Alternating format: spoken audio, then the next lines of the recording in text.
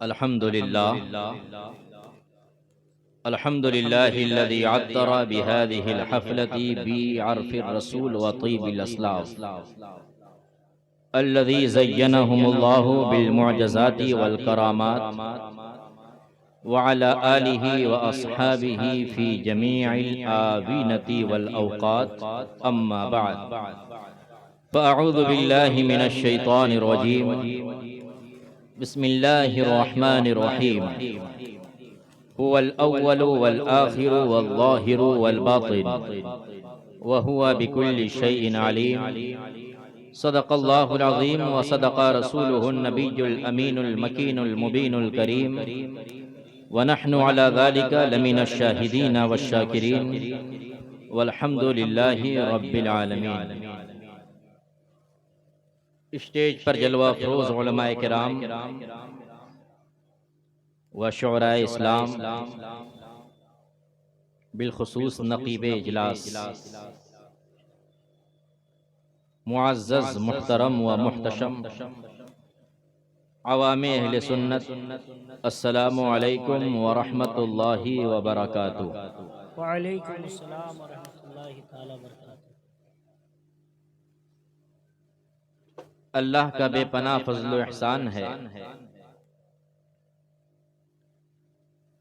کہ اس نے ہمیں اور آپ کو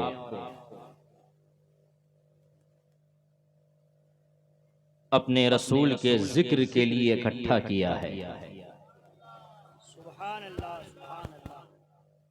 کیونکہ نبی کا ذکر خود پروردگار عالم کرتا ہے. آپ اس روح زمین پر اللہ کا ذکر کرتے ہیں، نوری مخلوق فرشتے آسمان پر اللہ اور اس کے رسول کا ذکر کرتے ہیں. حضرات، خوشی کی بات یہ ہے، اس سے پہلے اس میدان میں جو بھی پروگرام ہوا، جو بھی جلسے ہوئے،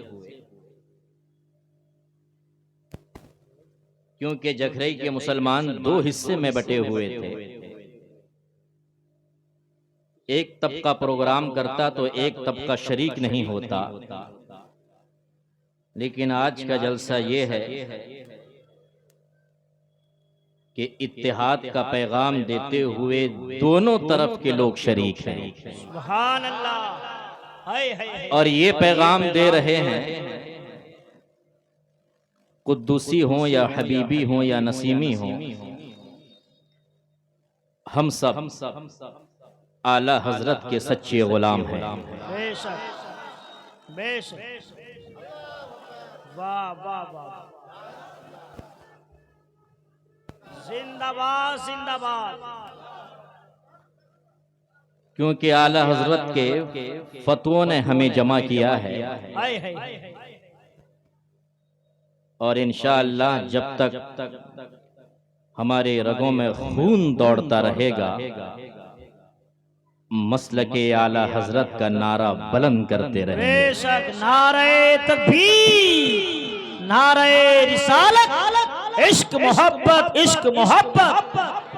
بھائی خواجہ غلام سرور تشریف لا چکے ماشاءاللہ، اور ایک طرف بھائی جناب طاہر رضا رامپوری بھی موجود ہیں. کیا کہنا ہے ہمارے طاہر رضا رامپوری کا؟ حقیقت میں یہ نعت پڑھتے ہیں تو عشق رسول میں ڈوب کر پڑھتے ہیں. کچھ دن پہلے میں نے ان کا ایک ویڈیو دیکھا، پڑھتے پڑھتے رونے لگے. یاد رکھیں، جب نبی کا ذکر ہو اور آنکھوں میں آنسو آ جائے، اس کے جسم میں دھڑکتا ہوا دل بے شک کسی مومن کا دل ہو سکتا ہے. اللہ تعالی عشق رسول میں مزید بلندی عطا فرمائے. حضرات آئیے ہم اور آپ اس نبی ہاشمی کی بارگاہ میں خراج عقیدت پیش کریں گے، جن کے اشارے سے ساری کائنات گردش کر رہی ہے.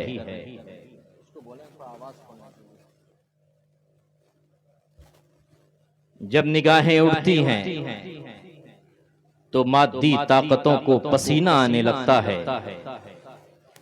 جب کررہے عرض پہ کھڑے ہو کر انگلی کا اشارہ کر دیں تو ڈوبا ہوا سورج اپنی منزل سے پلٹ آئے۔ جب کسی کھاری کنویں میں اپنا لعاب دہن ڈال دیں تو وہ کنواں ہمیشہ کے لیے چشمہ شیریں بن جائے۔ مدینہ شریف روضہ رسول سے 35 کلومیٹر دوری پر ایک کنواں ہے جسے بیر شفا کہا جاتا ہے۔ مدینہ شریف کے بڑے عظیم عالم دین جو ہمارے یہاں عرس قدوسی کے اسٹیج پر تشریف لا چکے ہیں، حضرت علامہ ڈاکٹر لوئی جعفر صاحب قبلہ، جب ان کے ساتھ میرا اس کنویں کے پاس جانا ہوا تو میں نے کہا کہ اس کنویں کی تاریخ کیا ہے؟ تو انہوں نے کہا کہ تاریخ یہ کہتی ہے کہ سرکار صلی اللہ علیہ وسلم کسی جنگ کے لیے تشریف لے جا رہے تھے، پانی کی کمی تھی۔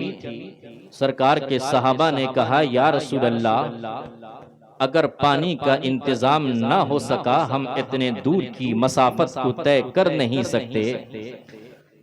تو سرکار نے فرمایا کہ بتاؤ سامنے میں کوئی کنواں ہے؟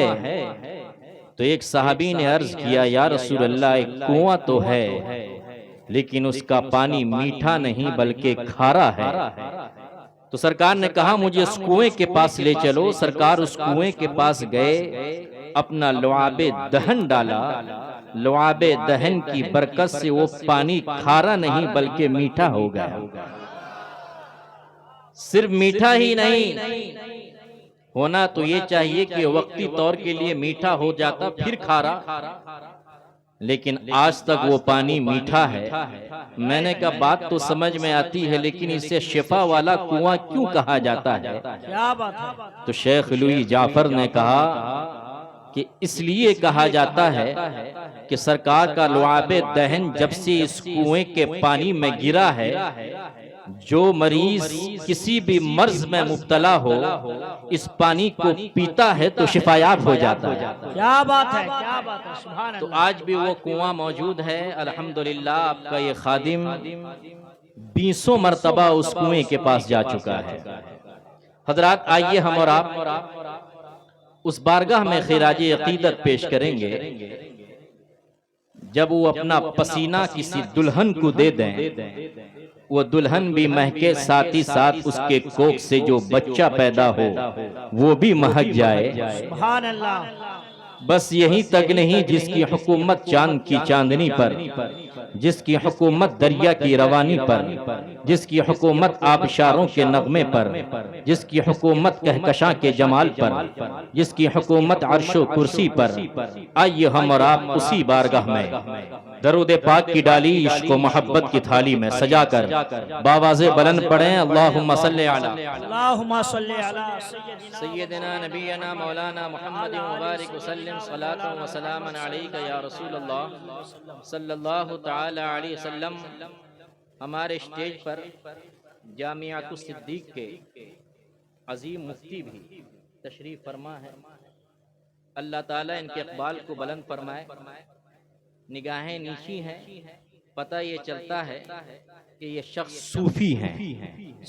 ماشاءاللہ۔ اب دیکھیں خواجہ غلام سرور صاحب کا کیا کہنا، میں ان کو بچپنے سے جانتا ہوں، وہ بھی میرا بچپنا تھا۔ تو یہ پانسکوڑا کے علاقے میں آئے، انہوں نے یہ پڑھا کہ آئے وہ نبی آئے۔ چلیں اللہ کرے کہ ان کی آواز میں مزید چاشنی پیدا ہو۔ اور ہمارے قاری اشرف صاحب جکھرے آنے سے پہلے میں انہیں جانتا ہوں، وہ تو ہمارے ادارے میں آنے والے تھے، اتفاق سے یہ جامعۃ الصدیق میں آ گئے۔ اللہ ان کی خدمات کو قبول فرمائے کہ یہ وہ خدمت انجام دے رہے ہیں کہ جس کے بارے میں ہمارے نبی نے فرمایا کہ قرآن کا پڑھنا اور قرآن کا پڑھانا یہ دونوں میری سنت ہے۔ سبحان اللہ۔ ہمارے نقیب اجلاس صاحب کو تو میں بھی 9-10 مہینے سے جان رہا ہوں، پہلے کسی اور اسٹیج پر ہوتے تھے، ابھی الحمدللہ ہمارے اسٹیج پر بھی ہوتے ہیں اور آپ کے اسٹیج پر بھی ہوتے ہیں۔ اللہ تعالیٰ ان کی جرت، ان کی ہمت کو سلامت رکھے، کیونکہ جب یہ دہاڑتے ہیں تو سب سے پہلے کہیں بم گرتا ہے تو وہ دھام نگر ہے، اور وہ مجاہد ملت کے چاہنے والوں پر نہیں گرتا، بلکہ مجاہد ملت کے مخالفین پر گرتا ہے۔ کیا بات ہے، کیا آپ یہ کہیں گے دھام نگر میں بم گرے اور مخالفین کے اوپر، لیکن یاد رکھیں مدینے کا رہنے والا ہر کوئی نبی کا چاہنے والا نہیں ہوتا۔ آج بھی روضہ رسول پر جو لوگ قابض ہیں وہ اپنے نہیں بلکہ بیگانے ہیں۔ اگر کوئی سرکار کا دشمن، ہمارے رسول کا دشمن روضہ رسول پر قابض ہو جائے، اس کا مطلب نہیں وہ عاشق رسول ہے۔ اسی طرح مجاہد ملت کی خانقاہ پر کوئی قابض ہو جائے، اس کا مطلب یہ نہیں کہ مجاہد ملت کا چاہنے والا ہے۔ کتنا اچھا موسم بنا تھا، اتحاد کا پیغام جلے سر سے چلا، ہر ایک نے اسے تسلیم کیا، لیکن وہی دھام نگر کے کچھ نام نہاد مولوی ہیں، وہ تو مولوی بھی نہیں ہیں۔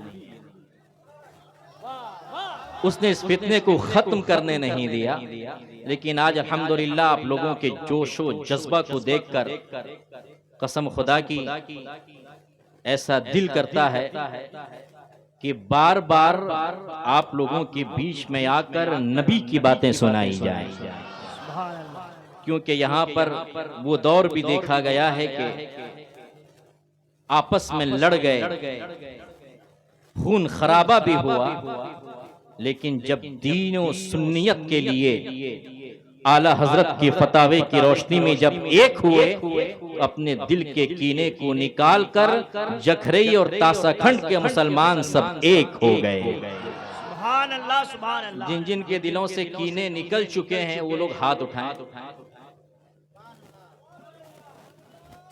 تمام ہاتھ اٹھے نہیں ہیں، ابھی بھی لگتا ہے کہ کینہ موجود ہے۔ بلند آواز سے کہیں یا رسول اللہ، اور بلند آواز سے کہیں یا رسول اللہ۔ حضرات آئیے، میں نے جس آیت کریمہ کی تلاوت کی ہے، رب قدیر ارشاد فرماتا ہے هو الاول والآخر والظاہر والباطن وهو بكل شيء علیم، یعنی میرے نبی اول ہیں، میرے نبی اخیر ہیں، میرے نبی ظاہر ہیں، میرے نبی باطن ہیں، اور وہ ہر چیز کے جاننے والے ہیں۔ یہ میں نہیں کہتا بلکہ قرآن کہتا ہے، میرے نبی ایسے اول ہیں، ایسے اول ہیں، ایسے اول ہیں، ابھی زمین پر آئے نہیں ہیں۔ یوں کہہ لیں کہ میرے نبی ایسے اول ہیں کہ فرش سے پہلے میرے نبی، عرش سے پہلے میرے نبی، عرش و کرسی سے پہلے میرے نبی، ستاروں کی انجمن سے پہلے میرے نبی، چاند و سورج سے پہلے میرے نبی، دریا کی روانی سے پہلے میرے نبی، سمندر کی طغیانی سے پہلے میرے نبی، آبشاروں کے نغمے سے پہلے میرے نبی، جبرائیل، میکائیل، اسرائیل، اسرافیل سے پہلے میرے نبی۔ یعنی اس زمین پر کسی کا نام و نشان نہیں تھا، خدا تھا اور اس کے بنانے سے ہمارے مصطفیٰ تھے، لیکن میرے نبی صلی اللہ علیہ وسلم اس دنیا میں تشریف لائے نہیں ہیں۔ بہت ہی مشہور حدیث جو زبان زد ہے، اول ما خلق اللہ نوری وکل خلائق من نوری وانا من نور اللہ، یعنی اللہ نے سب سے پہلے میرے نور کو پیدا فرمایا اور میرے نور سے ساری کائنات کو پیدا فرمایا، اور میں اللہ کا نور ہوں۔ وہ کون کہہ رہا ہے؟ میرے نبی صلی اللہ علیہ وسلم فرما رہے ہیں کہ اللہ نے سب سے پہلے میرے نور کو پیدا فرمایا اور میرے نور سے حضرت آدم کو پیدا فرمایا، حضرت شیس کو پیدا فرمایا، حضرت نوح کو پیدا فرمایا، حضرت ابراہیم کو پیدا فرمایا، حضرت اسماعیل کو پیدا فرمایا، حضرت عیسیٰ کو پیدا فرمایا، حضرت موسیٰ کو پیدا فرمایا، حضرت زکریا کو پیدا فرمایا، حضرت یحییٰ کو پیدا فرمایا۔ گویا کہ یوں کہہ لیں کائنات کا وجود نہیں تھا تو خدا نے سب سے پہلے کسی کے نور کو پیدا فرمایا، وہ آپ کے رسول کا نور ہے، آپ کے پیغمبر کا نور ہے، آپ کے رسول صلی اللہ علیہ وسلم کو اللہ نے سب سے پہلے پیدا فرمایا۔ ذہن پہ ایک سوال پیدا ہوتا ہے، اللہ تو اس چیز پر قادر تھا، اگر وہ چاہتا اپنے نبی صلی اللہ علیہ وسلم کو حضرت آدم سے پہلے بھیج دیتا، اگر وہ چاہتا نبی صلی اللہ علیہ وسلم کو درمیان میں بھیجتا، لیکن کیا بات ہے، پروردگار عالم اپنے محبوب کو سب سے اخیر میں بھیج رہا ہے۔ آج یہ میں آپ کو بتاؤں، معراج کے نقشے کو آپ ذہن پہ رکھیں، پروردگار عالم عالم نے اپنے حبیب سے یہ پوچھا، اے میرے محبوب، میں نے تیری امت کو آخری امت بنا کر بھیجا، اس سے تیری امت کو کوئی تکلیف تو نہیں ہے، کوئی رنج تو نہیں ہے، کوئی غم تو نہیں ہے؟ اللہ کے رسول صلی اللہ علیہ وسلم فرماتے ہیں، نہیں پروردگار عالم، میری امت خوش ہے کہ تو نے اسے آخری امت بنا کر بھیجا ہے۔ اے محبوب، میں نے تجھے آخری نبی بنا کر بھیجا، اس سے تم خوش ہو؟ نبی پاک نے فرمایا، ہاں پروردگار عالم، میں بھی خوش ہوں، تو نے مجھے آخری نبی بنا کر بھیجا، میری امت کو آخری امت بنا کر بھیجا۔ تو پروردگار عالم فرماتا ہے، اے محبوب، میں نے تیری امت کو آخری امت اس لیے بنا کر بھیجا، اس سے پہلے جو انبیاء کرام تشریف لائے، رسولان اعظام تشریف لائے، پیغمبران اسلام تشریف لائے، اس کے بعد جو امت آ رہی ہے ان کے گناہوں کو یاد کر رہی ہے، ان کی خطاؤں کو یاد کر رہی ہے۔ اے محبوب، میں نے تیری امت کو آخری امت اس لیے بنا کر بھیجا، اس کے بعد نہ کوئی امت آئے گی، نہ کوئی تیری امت کے عیبوں کو جان سکے گا۔ حضرات آپ کو بتاؤں، اللہ ستار العیوب ہے، وہ گناہوں کو چھپانے والا ہے۔ جب پروردگار عالم کو اس دنیا میں اپنے حبیب کی امت کے عیبوں کو ظاہر کرنا گوارا نہ ہوا، کل قیامت کا دن ہوگا، نفسی نفسی کا عالم ہوگا، کلہو کا عالم ہوگا، ایسے عالم میں پروردگار عالم اپنی امت کے عیبوں کو کیسے ظاہر فرمائے گا؟ حضرات قرآن کا لہجہ یہ بتا رہا ہے، قرآن کا تیور یہ بتا رہا ہے، قرآن کی ترتیب یہ بتا رہی ہے، میرے نبی اول ہیں، میرے نبی اخیر ہیں، میرے نبی ظاہر ہیں، ایسے ظاہر ابھی اس دنیا میں تشریف لائے نہیں، ان کا ذکر ہو رہا ہے، ان کی تعریفیں ہو رہی ہیں، ان توصیفیں ہو رہی ہیں، مدسرائی ہو رہی ہے، مدسرائی کی جا رہی ہے۔ ہر نبی آ رہا ہے، نبی کا ذکر کر رہا ہے، ہر رسول آ رہا ہے، نبی کا ذکر کر رہا ہے۔ تاریخ یہ کہتی ہے کہ نبی پاک کے آنے کا زمانہ قریب ہوتا ہے تو پورب کی ہوا پچھم کی ہوا سے ملتی اور یہ خوشخبری دیتی، اے پچھم کی ہوا خوش ہو جا، اب ہمارا ماوا آنے والا ہے، اب ہمارا ملجا آنے والا ہے۔ مہدیاں سے مل رہی ہیں، پرندے سے مل رہے ہیں اور خوشخبری دے رہے ہیں کہ ہمارا ماوا و ملجا آنے والا ہے۔ حضرات میں کبھی کبھی کہتا ہوں اور حق کہتا ہوں، میرے نبی کو صدیق اکبر نے مانا، میرے نبی کو عمر فاروق نے مانا، میرے نبی کو عثمان غنی نے مانا، میرے نبی کو مولا علی نے مانا، میرے نبی کو شعیب رومی نے مانا، میرے نبی کو بلال حبشی نے مانا، میرے نبی کو ابو ذر غفاری نے مانا۔ ان لوگوں کا ماننا نبی کی نبوت کا کمال نہیں ہے، اس لیے کہ یہ جو مان رہے ہیں، عقل والے ہیں مان رہے ہیں، شعور والے ہیں مان رہے ہیں، فہم والے ہیں مان رہے ہیں، ادراک والے ہیں مان رہے ہیں، جسم والے ہیں مان رہے ہیں، روح والے ہیں مان رہے ہیں۔ ارے نبی کی نبوت کا کمال تو یہ ہے، جس طرح میرے نبی کو صدیق اکبر نے مانا، عمر فاروق نے مانا، عثمان غنی نے مانا، مولا علی نے مانا، شعیب رومی نے مانا، بلال حبشی نے مانا، حضرت سعد نے مانا، حضرت سعید نے مانا، حضرت جابر نے مانا، حضرت طلحہ نے مانا، اسی طرح میرے نبی کو شمس و قمر نے بھی مانا ہے، برق و سمر نے بھی مانا ہے۔ آپ کہیں گے مولانا آپ کیا بات کرتے ہیں، چاند و سورج نے مانا تو کیسے مانا، شجر و حجر نے مانا تو کیسے مانا، برگ و بر نے مانا تو کیسے مانا، سمندر نے مانا تو کیسے مانا؟ آج یہ میں آپ کو بتاؤں، مانا تو کیسے مانا؟ آپ یہ کہیں گے ماننے کے لیے اقرار چاہیے، اقرار کے لیے زبان چاہیے، جب ان کے پاس زبان نہیں تو نبی کو مانا تو کیسے مانا؟ آج یہ ہم ستاروں سے پوچھتے ہیں، اے ستاروں تم بتاؤ تم نے نبی کو مانا کہ نہیں مانا؟ تو ستارے جواب دیں گے، اور پھر رسول سن، جب نبی نے اشارہ کیا ہے ہم نے مسکرا کر دکھایا ہے، کیا اسے ماننا نہیں کہتے؟ آج یہ ہم چاند سے پوچھتے ہیں، اے چاند یہ بتا تو نے نبی کو مانا کہ نہیں مانا؟ تو چاند جواب دے گا، اور پھر رسول سن، اس تاریخ کو یاد کر، نبی پاک جبل قبیس کے سامنے کھڑے تھے، نبی پاک نے اشارہ کیا، ہم نے سینہ چاک کر دکھا دیا۔ سبحان اللہ، سبحان اللہ، ہائے ہائے ہائے، کیا بات ہے۔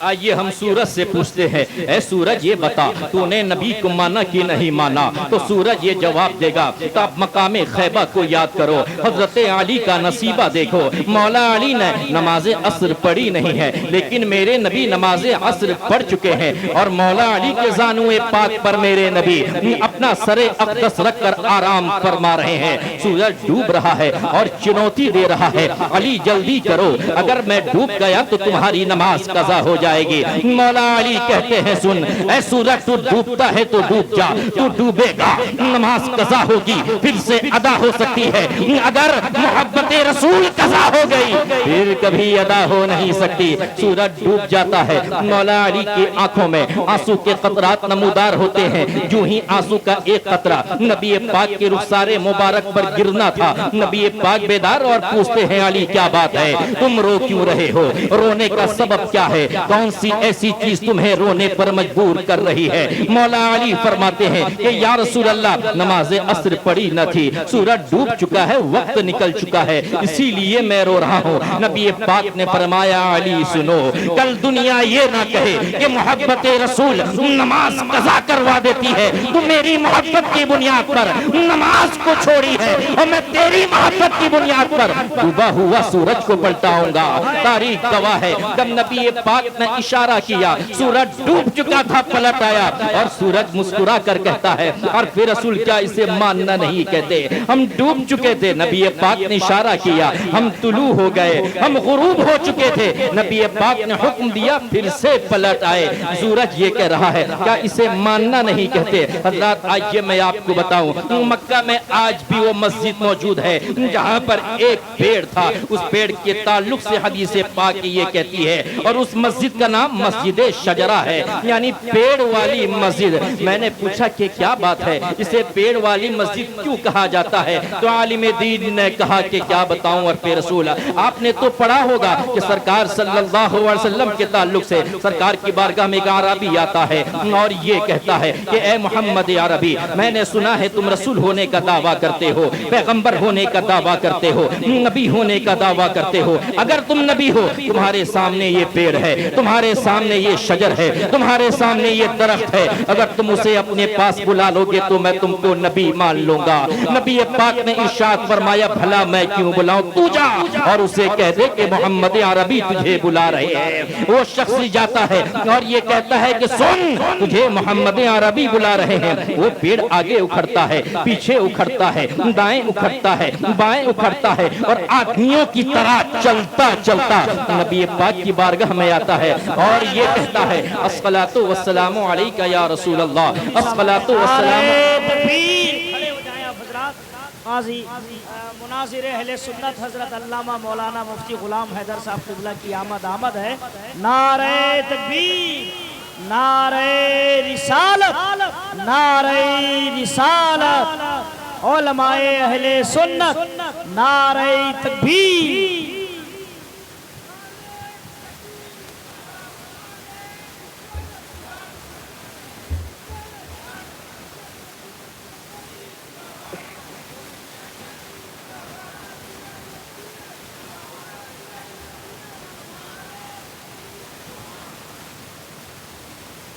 بلند آواز سے کہیں سبحان اللہ۔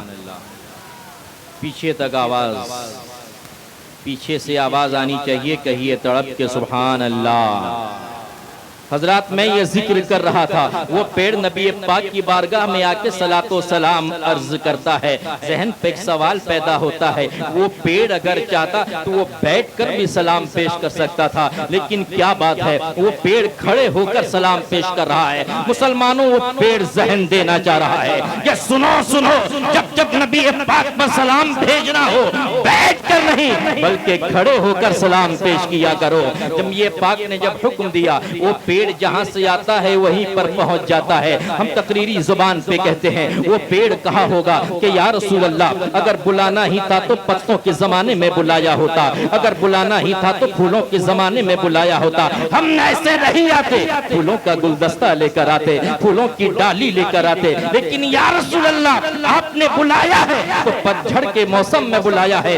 یہ میرا لنگا بدن، تم پورا بدن آپ کے قدموں پہ نچھاور کرتا ہوں، اور یہ پیڑ کہہ رہا ہے، کیا اسے ماننا نہیں کہتے؟ نبی پاک نے اشارہ کیا، ہم چلے آئے، ایسے نہیں آئے، سلاموں کی ڈالی لے کر آئے، درودوں کا تحفہ لے کر آئے۔ حضرات آئیے میں آپ کو بتاؤں، سرکار صلی اللہ علیہ وسلم کا زمانہ ہے، سمندر کی اس پار نبی پاک تشریف فرما ہے، ایک عربی کا گزر ہوا اور اس نے کہا کہ اے محمد عربی، تم عبداللہ کے بیٹے ہو، تم عبد المطلب کے پوتے ہو، میں نے سنا ہے تم نبی ہونے کا دعویٰ کرتے ہو، پیغمبر ہونے کا دعویٰ کرتے ہو، اور تم یہ کہتے ہو کہ لات کی پرستش مت کرو، منات کی پرستش مت کرو، حبل کی پرستش مت کرو، آپ نے کیا منع کیا ہے؟ اور کیا آپ یہ بھی کہتے ہیں کہ یہ معبودان باطل ہیں، ان کی پرستش نہ کیا جائے، صرف ایک خدا کے سامنے سجدہ کرو، اسی کے سامنے جھکو، کسی اور کے سامنے نہ جھکو؟ نبی پاک نے فرمایا کہ ہاں میں یہ کہتا ہوں کہ لات کی پرستش مت کرو، منات کی پرستش مت کرو،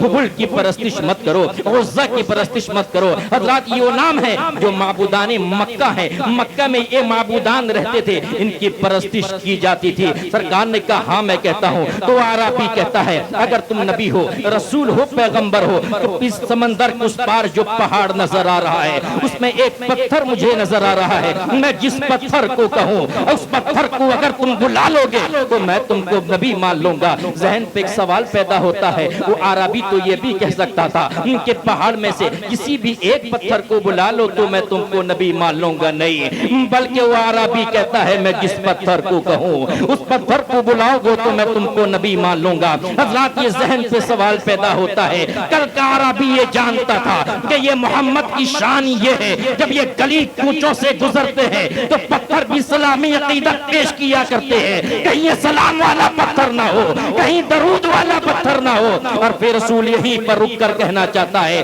کل کا کافر سلام والے پتھر سے بھاگا کرتا تھا، آج کا نام نہاد مسلمان ہم جیسے سلام پڑھنے والے بشر سے بھاگا کرتے ہیں۔ حضرات نبی پاک صلی اللہ علیہ وسلم نے اشارہ کیا، وہ پتھر اپنی جگہ سے نکلتا ہے، سمندر کی موجوں کو چیرتا ہوا نبی پاک کی بارگاہ میں آتا ہے، وہ بھی سلام عقیدت پیش کرتا ہے۔ مسلمانوں تم بھی پڑھ لو الصلاۃ والسلام علیک یا رسول اللہ، الصلاۃ والسلام علیک یا نبی اللہ، الصلاۃ والسلام علیک یا حبیب اللہ۔ اور یہ عربی کہتا ہے حتی یرجع الی مکانہ، میں اس وقت تک ایمان نہیں لاؤں گا جب تک یہ پتھر اپنی جگہ پر نہ پہنچ جائے۔ نبی پاک نے اشارہ کیا، پتھر جہاں سے آتا ہے وہیں پر پہنچ جاتا ہے۔ ذہن پہ ایک سوال پیدا ہوتا ہے، یہ جو پتھر بھاری پتھر ہے، اگر میں اسے پانی میں ڈالوں تو ڈوب جائے گا۔ مولانا غلام حیدر پتھر کو پانی میں ڈالے تو ڈوب جائے گا، غلام سرور نعمتی اگر پتھر کو پانی میں ڈالیں ڈوب جائے گا،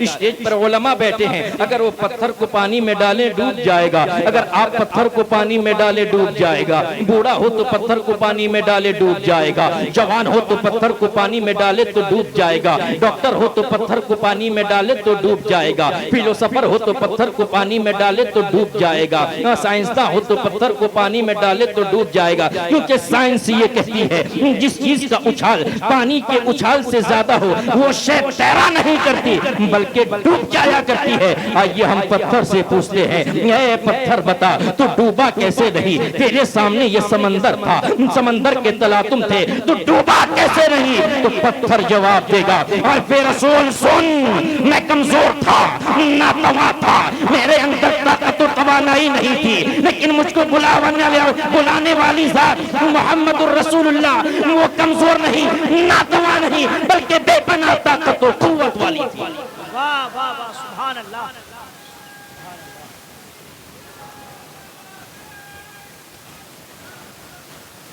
یہ پتھر ہمیں ذہن دے رہا ہے، مسلمانوں اگر تم نبی کا کلمہ پڑھتے ہو، سچے عاشق ہو تو نبی کا حکم مانو، تو یہ دنیا کیا، دنیا کے ظلم و استبداد کیا، یہ مظالم کیا، کوئی تمہارا مقابلہ کر نہیں سکتی۔ مسلمانوں تمہاری تاریخ یہ ہے کہ تم 313 ہزاروں پر بھاری تھے، لیکن آج کیا بات ہے، ہر طرف مسلمانوں کو ستایا جا رہا ہے، ہر طرف مسلمانوں کو مارا جا رہا ہے۔ فلسطین کی تاریخ بھی آپ کے سامنے ہے، کتنے بچوں کو مار دیا گیا، کتنی عورتوں کو مار دیا گیا, کتنے بوڑھے اور نوجوان شہید ہو گئے. لیکن یاد رکھو آج کا مسلمان یہ ہے کہ اگر بھائی سے کسی بھائی کا جھگڑا ہو جائے, آپس میں ملانے کے بجائے جھگڑا کو بڑھایا جاتا ہے. مسلمانوں یہ تمہاری تاریخ نہیں ہے, تم اس نبی کے چاہنے والے ہو جنہوں نے ہمیشہ ملت کی کوشش کی ہے, ایک کرنے کی کوشش کی ہے. یہی کوشش اسٹیج پر بیٹھے علماء تمام کرتے ہیں, ان کی یہی کوشش رہتی ہے کہ ملت ایک ہو جائے, ہماری قوم ایک ہو جائے,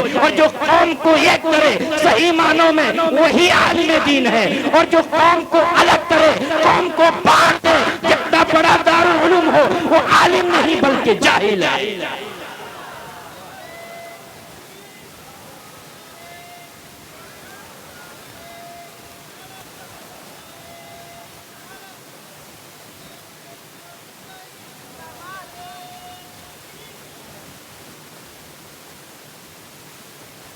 ہمارے نقیب اجلاس نے اشارہ کیا کہ سید صاحب اب تقریر کو سمیٹنے کی کوشش کریں, کیونکہ میرے بعد بھی آپ کو بڑے بڑے عالموں سے تقریریں سننی ہے. بس میرا یہی پیغام ہے, اور یہی پیغام اصل پیغام ہے. اگر تم ایک ہو تو دنیا کی ہر طاقت سے تم لڑ سکتے ہو. اگر تم ایک نہیں, الگ الگ طبقوں میں بٹے ہوئے ہو, ہر ایک آپ کو مارے گا, ستائے گا, آپ پر ظلم کرے گا, کیونکہ آپ کے اندر یکتائی نہیں. لیکن الحمدللہ آج اس اسٹیج پر تقریر کرتے ہوئے مجھے خوشی ہو رہی ہے کہ آپ لوگوں میں یکتائی اور یکجہتی پیدا ہو چکی ہے. اللہ تعالیٰ اسی چیز کو باقی رکھے, ہم یہاں بھی ایک رہیں, انشاءاللہ قیامت کے دن سرکار کے جھنڈے کے نیچے بھی ایک ہو کر پہنچیں. السلام علیکم ورحمۃ اللہ وبرکاتہ.